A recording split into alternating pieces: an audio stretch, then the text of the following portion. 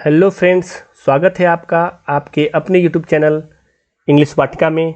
मैं हूं समीर सर, आपका इंग्लिश एजुकेटर।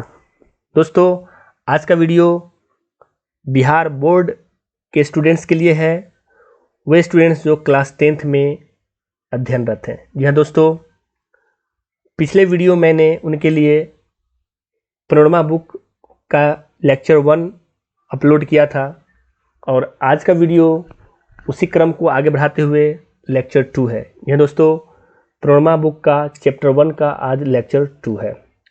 पिछले लेक्चर में हम लोगों ने 3 पैराग्राफ को पढ़ा और सीखा और समझा। दोस्तों, आगे के पैराग्राफ को हम लोग आज के इस वीडियो में देखने वाले हैं, लेकिन पिछले 3 पैराग्राफ में हमने क्या सीखा उससे रिलेटेड कुछ ऑब्जेक्टिव क्वेश्चंस आपके सामने हैं। आई होप आप सब ऑब्जेक्टिव क्वेश्चन का आंसर आसानी से कर पाएंगे। अगर आपने पिछले वीडियो अच्छे ढंग से देखा है तो निश्चित रूप से ये सारे क्वेश्चन आपके लिए बहुत ही आसान होंगे और आप इसका आंसर कर पाएंगे। तो चलिए देखते हैं एक एक करके सभी क्वेश्चंस को। पहला question, the pace for living is written by. Pace for living लिखा गया किसके द्वारा? Aung San Suu Kyi, Toni Morrison, R C Hutchinson, Satyajit Ray. I hope आपका आंसर सी है, आरसी हचिंसन।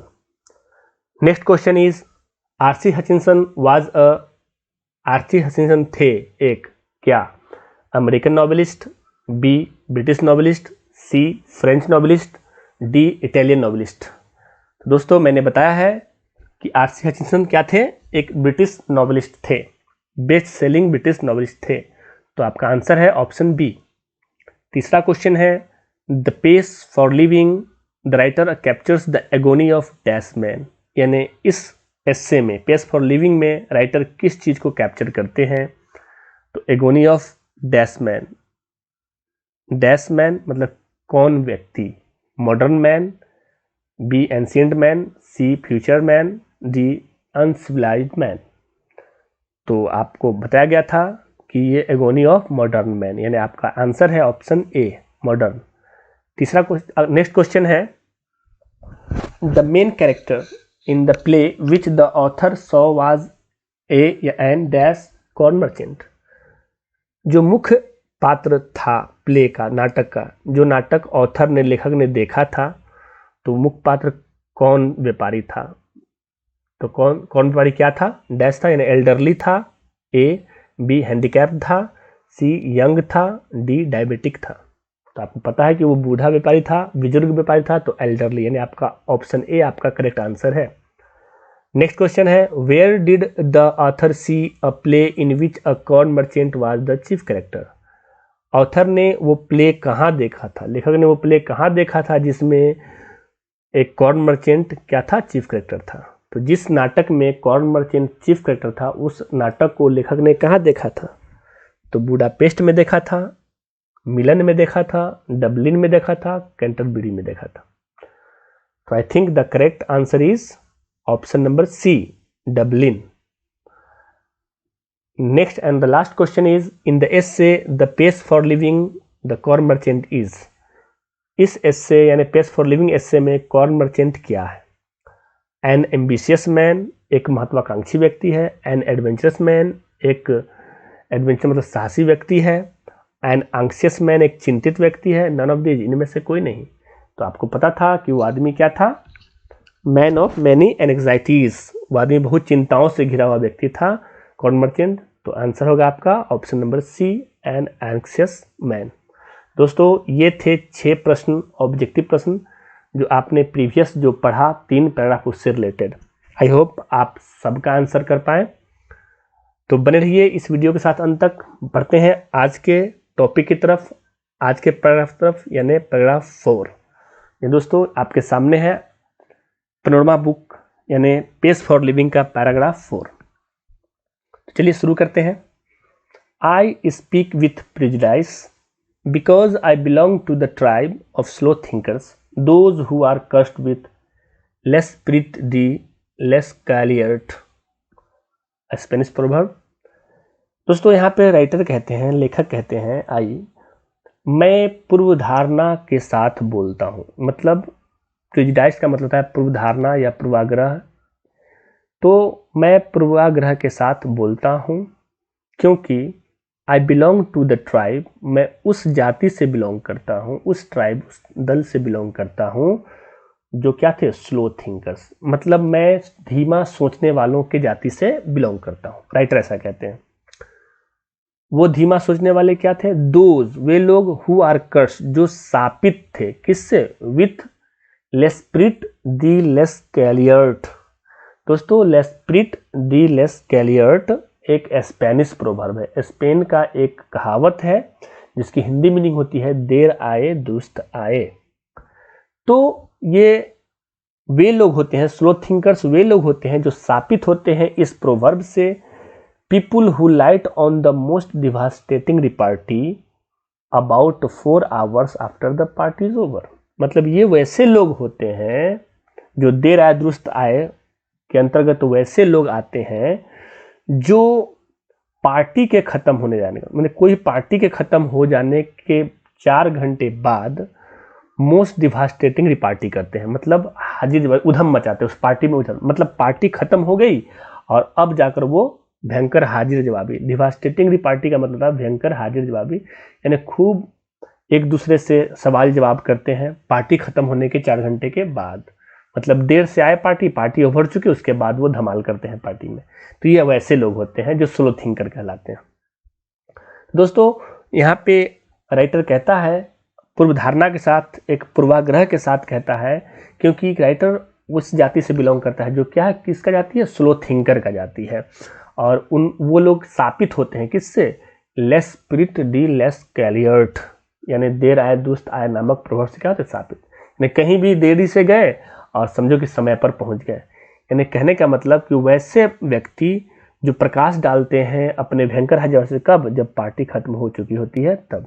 यानी पार्टी कब की खत्म हो गई और अब आए हैं उधम मचाने के लिए पार्टी में। I am one of those who are guaranteed to get the lowest mark in any intelligent test. मैं, यह राइटर कह रहा है कि मैं उनमें से हूं जो गारंटी देता है, मतलब आश्वस्त कर देता है कि किसी भी बुद्धि परीक्षण में उससे सबसे कम मार्क्स मिलेंगे।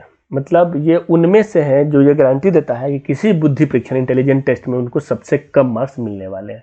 बिकॉज, क्योंकि दोज टेस्ट आर और all the ones I have come across, क्योंकि वे जो टेस्ट हैं, वे जो जांच परीक्षाएं हैं या उस प्रकार की कोई भी चीज है जिससे वो गुजर चुका, मैं गुजर चुका, आई हैव कम, जो मैं गुजर चुका हूं, मेरे सामने आ चुका है, seem to be designed to measure the speed of your mind.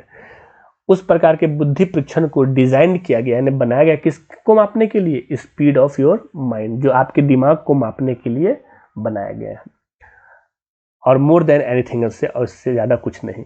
मतलब राइटर का कहना है ये तो स्लो थिंकर के फैमिली से, ट्राइब से आते हैं और ये गारंटी देते हैं कि कोई भी बुद्धि परीक्षण का टेस्ट अगर लिया जाए तो उसमें सबसे कम मार्क्स लाएंगे, क्योंकि इस प्रकार के टेस्ट को डिजाइन ही किया गया है किसी के दिमाग की स्पीड को मापने के लिए, और उनका दिमाग तो स्लो है, तो ये गारंटी देते हैं कि उसमें सबसे कम मार्क्स उनको मिलेंगे। आई होप आपने समझ लिया। ऑब्वियसली, जाहिर है, स्पष्ट रूप से, we slow thinkers are trebly handicapped in the business of getting living. मतलब हम लोग जो स्लो थिंकर्स होते हैं, राइटर कहते हैं कि हम लोग जो स्लो थिंकर्स होते हैं, जो धीमा सोचने वाले जो होते हैं, वो जीवन निर्वाह के खेल में, यानी जीवन निर्वाह के रोजगार में भयंकर रूप से क्या होते हैं, असमर्थ होते हैं, ट्रेबली हैंडिकैप्ड। मतलब वो जीवन निर्वाह के रोजगार में कामयाब नहीं हो पाते हैं, वो असमर्थ होते हैं। But what I am thinking about just now, लेकिन जो कुछ मैं अभी सोच रहा हूं, is not so much the practical use of once mind, it's use for enjoyment. जो मैं अभी सोच रहा हूं, राइटर कहते हैं कि जो मैं अभी सोच रहा हूं वह किसी के दिमाग का व्यवहारिक यूज नहीं है, व्यवहारिक प्रयोग नहीं है, उससे ज़्यादा कहीं इंजॉयमेंट का प्रयोग है, मतलब आनंद के लिए। मतलब इस प्रकार के लोग अपने माइंड का प्रयोग व्यवहारिक रूप से नहीं करते हैं, बल्कि वो आनंद प्राप्त करने के लिए इसका प्रयोग करते हैं। तो ये था आपका पैराग्राफ 4। आई होप आपने इसको समझ लिया। पुनः आप इसका स्क्रीनशॉट ले लें और इसके जो भी डिफ़िकल्ट वर्ड्स हैं उसकी हिंदी सामने दी गई है और आप इस प्रोवर्ब को याद रखेंगे, लेस स्पिरिट डी लेस गैलियर्ट। ये दोस्तों बढ़ते हैं नेक्स्ट पैराग्राफ की तरफ। नेक्स्ट पैराग्राफ आई थिंक ये लास्ट पैराग्राफ है आपके बुक का। चलिए देखते हैं इसको।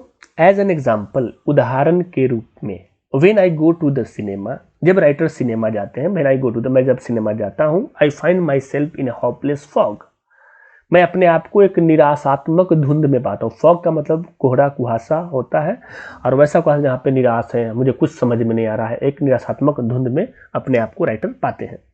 एंड आफ्टर 2 or 3 minutes, और 2 या 3 मिनट के बाद, I have to turn to my wife, मुझे अपनी पत्नी की ओर मुड़ना पड़ता है, फॉर इनलाइटमेंट, किसके लिए? आत्मज्ञान के लिए। मतलब राइटर कहता है कि एक उदाहरण लीजिए, जब मैं सिनेमा जाता हूँ तो मैं अपने आप को एक निराशात्मक धुंध में पाता हूँ और जब 2 या 3 मिनट बीत जाते हैं तो मुझे अपनी पत्नी की तरफ मुड़ना पड़ता है, किसके लिए? आत्मज्ञान के लिए, क्योंकि ज्ञान की प्राप्ति के लिए।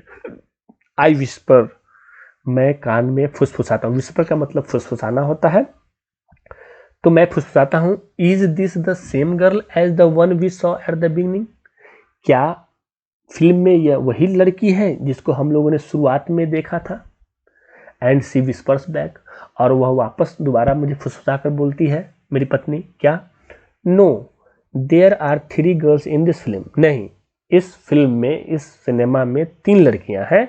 और टॉल ब्लॉन्ड, पहली एक सुनहरे बाल वाली है, लंबी लड़की, दूसरी अ शॉर्ट ब्लॉन्ड, एक सुनहरे बाल वाली छोटी लड़की, and a medium size brunette, और एक कालो बाले वाली मीडियम साइज की लड़की। यानी इस फिल्म में 3 लड़कियां हैं। कॉल देम, उनको आप पुकारिए ABC करके, यानी पहले टॉल ब्लॉन्ड के लिए A कहिए, शॉर्ट ब्लॉन्ड को B कहिए और मीडियम साइज को C कहिए। The hero is that man, नायक उस फिल्म का वो आदमी है, who takes his hat off when he comes indoors, जब वह अंदर आता है, वह हीरो वो आदमी है जो अंदर आता है तो क्या करता है? अपनी टोपी उतारता है। तो जो टोपी उतारता है वो व्यक्ति इस फिल्म का क्या है? हीरो है। ये सारी बातें उसकी पत्नी समझाती है, लेखक की पत्नी समझाती है। He is going to fall in love with girls BCA in that order, मतलब उसे प्यार होने जा रहा है, किससे? उन लड़कियों से। किस क्रम में? सबसे पहले B से प्यार होगा, मतलब B कौन है? तो शॉर्ट ब्लॉन्ड से प्यार होगा, उसके बाद C से प्यार करेगा, अब मीडियम साइड ब्रूनेट यानी काले बाल वाले लड़के से, और सबसे अंत में उसे A से प्यार होगा, टॉल ब्लॉन्ड से। तो and so it's proves to be, और देखिए ऐसा साबित होता भी है। There you have a mind which has trained itself to work in high gear, though as a matter of fact it can work in other gear set as well, और ऐसा साबित होता। अब लेखक कहते हैं, जब ये सारी बातें हो जाती है उनके और उनकी पत्नी के सिनेमा में, उसके बाद लेखक आगे कहते हैं कि ऐसा साबित भी होता है कि आपका जो दिमाग है, जो प्रशिक्षित स्वयं होता है, स्वयं ट्रेंड होता है उस काम के लिए जो उच्च गियर का काम होता है, मैंने हाई क्वालिटी काम के लिए प्रशिक्षित होता है। दो यद्यपि as a matter of fact, लेकिन वास्तविक बात यह भी है कि it can work in another gear just as well, यह दूसरे काम में भी प्रयोग किया जा सकता है, दूसरे गियर में भी काम कर सकता है। जैसे गियर शब्द का प्रयोग यहाँ पे हम लोग करते हैं, जैसे हम लोग बाइक चलाते हैं तो उसमें गियर का उपयोग होता है, पहला गियर, दूसरा गियर, तीसरा गियर, चौथा गियर। तो सबसे ज़्यादा जो चौथा गियर जो हाई गियर होता है और सबसे पहला गियर जो लो गियर होता है। तो दिमाग को ठीक उसी प्रकार के हाई गियर और लो गियर में डिवाइड किया गया है कि हम लोग दिमाग को ट्रेंड करते हैं किसी भी काम को हाई गियर तक करने के लिए, लेकिन वास्तविकता यह है कि यह दूसरे गियर में भी आसानी से काम कर सकता है। But my point is that, लेकिन लेखक कहते हैं कि मेरा पॉइंट यह है कि most of my fellow patients, जो मेरे बहुत सारे साथी, फेलो पेशेंट्स साथी को बोलते हैं, चाहे वो काम करने वाले साथी होते हैं उनको बोलते हैं, तो बहुत अधिकांश मेरे जो साथी हैं इन द सिनेमा, जो सिनेमा में आसपास में बैठे हुए हैं, तो do think fast enough to keep up comfortably with rapid changes of scenes and action. तो यहाँ पे राइटर कहते हैं कि जो अगल बगल में फेलो पेशेंट्स जो बैठे हुए हैं, हमारे जो दोस्त लोग जो फिल्म देख रहे हैं, साथ में बैठे हुए लोग, वे लोग सिनेमा में ज़्यादा तेज़ी से सोच पाते हैं। किस लिए? टू कीप अप, मतलब मेंटेन रखने के लिए, बनाए रखने के लिए, कम आराम से, किसके साथ? रैपिड चेंज, तेज बदलाव के साथ, किसका? सीन और एक्शन का। तो जो सिनेमा में सीन या एक्शन में जो तेज़ी से बदलाव होते हैं उसके साथ वो बने रहते हैं हमारे जो अगल बगल के दोस्त हैं। तो मतलब वो अपने दिमाग को उतनी तेज़ी से चला पाते हैं कि अब सीन में क्या बदलाव आ रहा है, अब कौन से एक्शन में बदलाव आ रहा है। तो इस सारी चीज़ों के साथ वो बने रहते हैं। They think much faster than people did 30 years ago. वे ज़्यादा तेज सोच पाते हैं उन लोगों से जो आज से 30 साल पहले के लोग थे, उनसे ज़्यादा तेज सोच पाते हैं। पॉसिबली, संभवतः या शायद, because those who do not think fast in the high street nowadays may get hurt in this world to think at all. जी दोस्तों, कि यहाँ पे राइटर कहते हैं कि संभवतः because those who do not think fast, वे लोग जो तेजी से नहीं सोच पाते हैं in the high street. High street बोला जाता है मुख्य सड़क को, यानी हाई स्ट्रीट लंदन के एक चौराहे का नाम है, तो हम उसको हाई स्ट्रीट कहते हैं। लोग सोचते हैं कि जो लोग, बिकॉज, क्योंकि संभवतः वे लोग, क्योंकि वे लोग जो सोच नहीं पाते हैं तेजी से इन द हाई स्ट्रीट, माने मुख्य सड़क पर, लंदन मुख्य सड़क पर, नाउ वेडेज, इन दिनों, may not get another chance in this world to think at all. उनको फिर दुनिया में अगला मौका नहीं मिलता है कुछ सोचने का। तो दोस्तों, कहने का मतलब ये है कि अगर आप लंदन के हाई स्ट्रीट पे खड़े हों, राइटर उस आदमी की बात कर रहा है, उन लोगों की बात कर रहा है कि अगर आप लंदन के हाई स्ट्रीट पे खड़े हों और अगर तेजी से आप सोच नहीं पाते, निर्णय नहीं लेंगे, तो शायद कोई गाड़ी आपको दुर्घटनाग्रस्त कर सकती है और शायद इस भूल को सुधारने के लिए आपको दुनिया में एक और मौका नहीं मिल पाता है। दोस्तों, यहाँ पे राइटर ने कहा कि आज से 30 साल के लोगों से ज़्यादा तेजी से हम लोग सोचते हैं, वे लोग सोचते हैं जो उनके अगल बगल से ना बैठे हुए हैं। लेकिन वे लोग अगर हाई स्ट्रीट पे चले जाए, लंदन के उस चौराहे पे चले जाए जहाँ पे ट्रैफिक काफ़ी होती है, अगर वहाँ पे वो तेज़ी से नहीं सोच पाएंगे तो शायद कोई गाड़ी उनको दुर्घटनाग्रस्त कर सकती है और उनको इस दुनिया में दोबारा सोचने का और मौका नहीं मिल सकता है, मतलब वो दुर्घटनाग्रस्त हो सकते हैं। तो दोस्तों, ये था आपका डिटेल्ड एक्सप्लेनेशन, जिसमें आपने देखा कि राइटर जो जीवन की रफ्तार है उससे किस प्रकार प्रभावित होते हैं, चाहे वो सिनेमा में हो या वो कॉर्न मर्चेंट हो जो राइटर ने नाटक में देखा था। तो इन सब बातों से मतलब राइटर ने ये बताने की कोशिश की कि ये जो तेज गति है, फास्ट पेस ऑफ लाइफ जो होती है, वो मानव को किसी न किसी प्रकार से उसके सामान्य लय को, नॉर्मल रिदम को प्रभावित करती है और एक अनड्यू प्रेशर डालती है, एक दबाव डालती है बच्चों पर, बड़ों पर, औरतों पर, मर्दों पर। तो ये थे आज के एक्सप्लेनेशन, और इन 2 पैराग्राफ से रिलेटेड जो वर्ड्स बचे हैं वो आपके सामने हैं। पहला वर्ड है प्रेजुडाइस, अ प्री कंसीव्ड नोशन, यानी पूर्व धारणा। दूसरा वर्ड है डिवास्टेटिंग, डैमेजिंग, विनाशकारी। तीसरा वर्ड है गारंटीड, फॉर्मली एश्योर्ड, आश्वासन दिया। नेक्स्ट वर्ड है handicapped, unable to function physically, mentally और सोशली, मतलब वे जो फंक्शन नहीं कर पाए फिजिकली रूप से, मेंटली रूप से, सोशली रूप से, यानी विकलांग। Blonde, a woman with coloured hair and usually blue eyes. Blonde वैसी औरत को कहा जाता है जिसके बाल रंगीन हो और उसकी आंखें नीली हो। और ब्रूनेट, भूरे या काले बालों वाली महिला, यानी वुमेन विद ब्राउन और डार्क हेयर। तो आई होप आज का वीडियो आपने एंजॉय किया। दोस्तों, आप लेक्चर 1 और लेक्चर 2 एक साथ देखें और आपका जो प्रोच चैप्टर है पेस फॉर लिविंग, उसको समझने का प्रयास करें। इसके एक्सरसाइज वाले जो भी एक्सरसाइज होंगे वो आपको नेक्स्ट वीडियो में मिल जाएंगे। तब तक के लिए एंजॉय कीजिए। Bye, have a nice day, thank you. अगर आपको आज का ये वीडियो पसंद आया हो तो आप इस वीडियो को लाइक करें, शेयर करें, सब्सक्राइब करें और अपने प्यारे कमेंट्स कमेंट बॉक्स में दें। बाय।